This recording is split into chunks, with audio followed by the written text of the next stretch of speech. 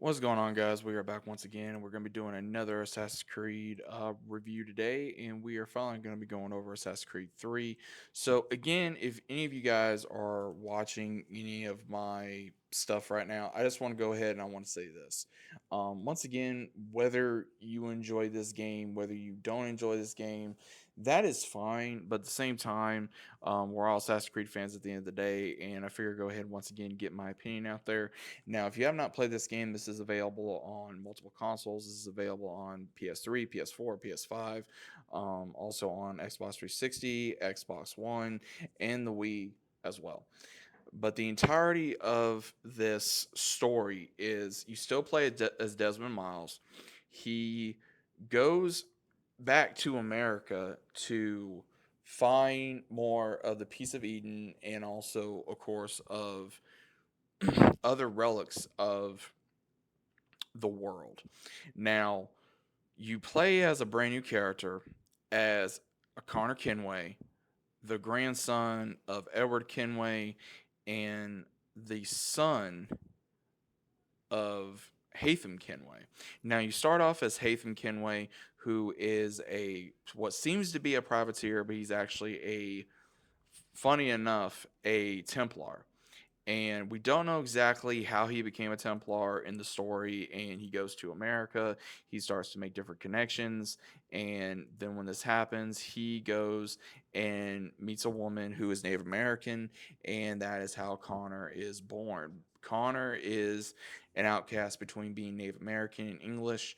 And when his mother, along with his tribe, is burnt down, he starts going to find answers from the only person that can possibly give him answers is a shaman who tells him to go look for a man with a symbol, and he finds Achilles, who was the former assassin's mentor of the Brotherhood in the colonies.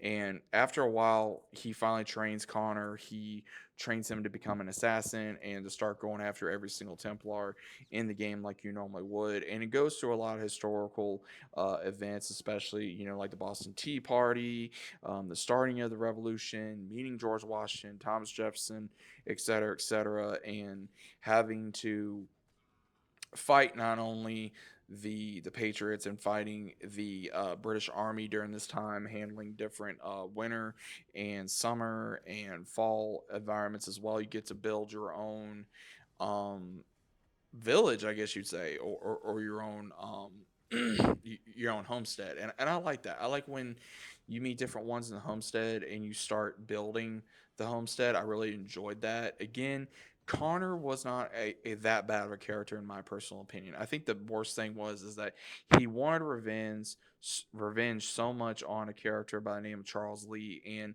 it consumed him. And even meeting his father, and you work with Hatham, it made things just not really clearer, but it made things more interesting on why Hatham joined the the Templars and how he joined the Templars and why does he hate Connor so much, or he doesn't really hate him. He more like he puts up with him. Like he knew he existed. He did not know his mother died, and he knew that Connor was taking out his subordinates, and there were some that were no longer aligned with um, Hatham, but there were some that were, and also how Connor believed that he would fight for the Americas and be able to become free for not only Native Americans but also for the American people from the British during this point. And he was really trying to concentrate on protecting what was left of his village. And I like that. It seemed like he didn't really do much for him, really only caring about his people and also, of course, uh, being able to kill the man that killed his mother. Again, it's not a bad game. I mean, again, there's worse games of Assassin's Creed now than there was, like, let's say, however many years ago.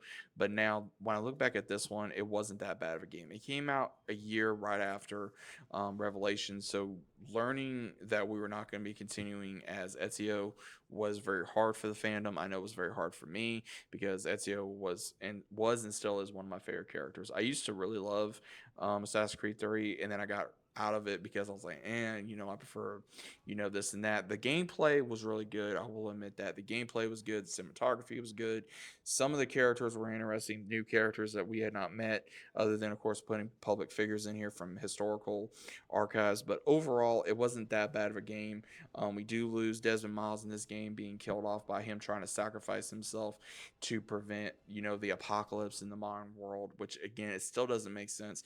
The way they're doing the modern world makes no sense at all. And I think that's why a lot of fans, including myself, prefer the historical assassins rather than the modern day assassins because it makes more sense. But overall, Assassin's Creed 3, does it still hold up to this day? Depending on what console you use, yes. Is it a good game?